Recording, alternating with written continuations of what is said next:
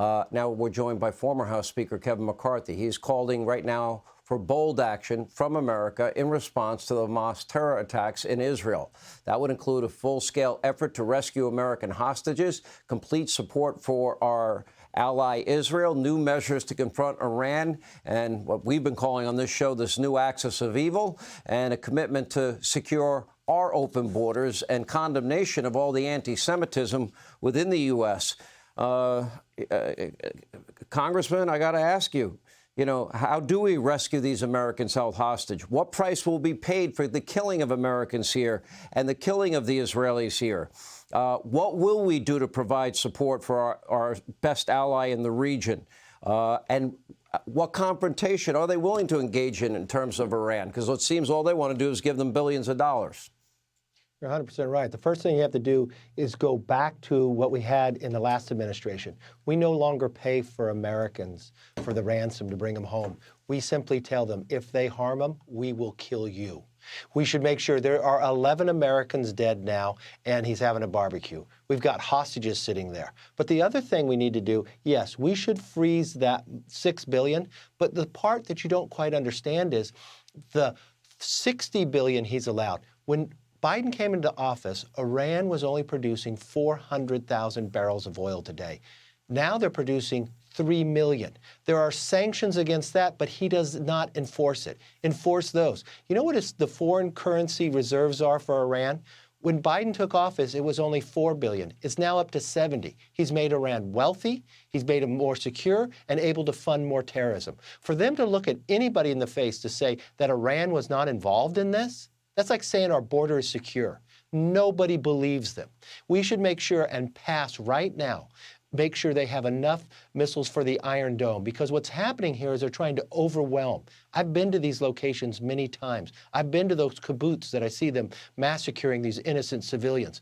Those first missiles were probably a lot of dumb rockets, but what they want to do is wear out the Iron Dome and then send the precision-guided ones. We should make sure that we're going to provide any ammunition. We store it there in Israel, provide it to them now. And everybody has to say one complete thing.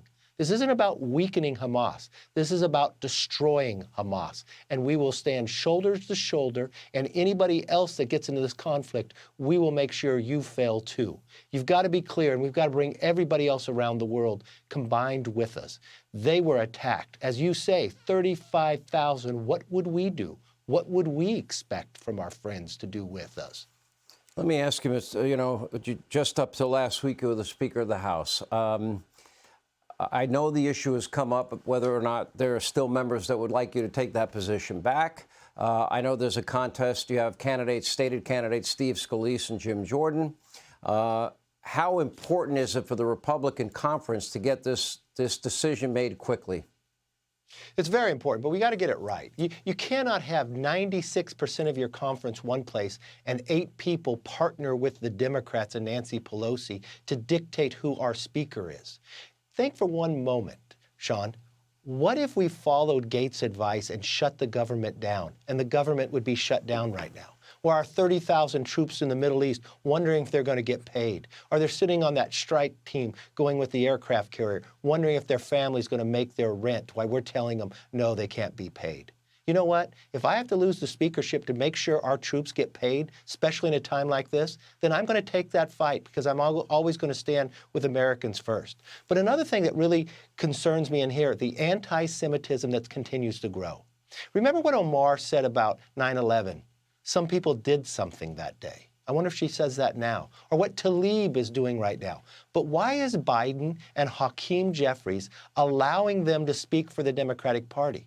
When they asked Hakeem Jeffries' spokesperson about it, you know what they said? No comment. That's not leadership.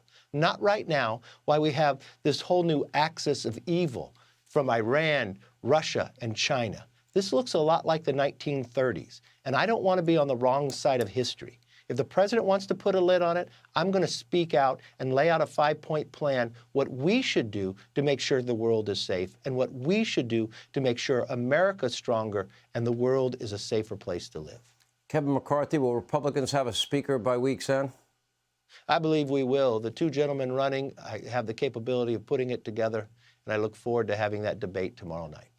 All right, Kevin McCarthy, thank you tonight for being with us. Hey, Sean Hannity here. Hey, click here to subscribe to Fox News YouTube page and catch our hottest interviews and most compelling analysis. You will not get it anywhere else.